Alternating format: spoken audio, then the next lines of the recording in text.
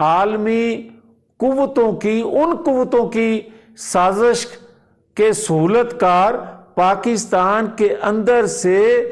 اداروں میں بیٹھے کام کرنے والے سہولت کاری کرتے ہیں، نوبت آتی ہے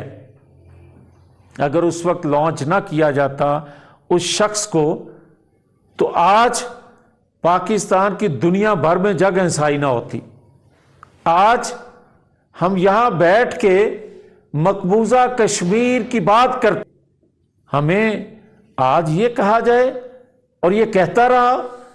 کہ آزاد کشمیر پر خدا نخواستہ وار ہوا تو ہم جواب دیں گے۔ ہم نے کبھی تو تصور بھی نہیں کیا تھا کہ آزاد کشمیر کی طرف کوئی میلی آنکھ کر کے دیکھے گا۔ ہمیں یہ راستہ دکھا رہا تھا، اور جب یہ امریکہ سے واپس آیا ٹرمپ سے مل کے، تو اس نے کہا، اور جس طرح اس کا استقبال ہوا، اس نے کہا کہ جناب وہ میرا پارٹنر ہے اور میرا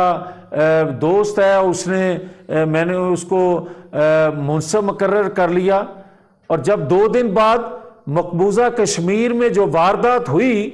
پھر منصف نے زبان کھولی، یا منصف بنانے والے نے سوائے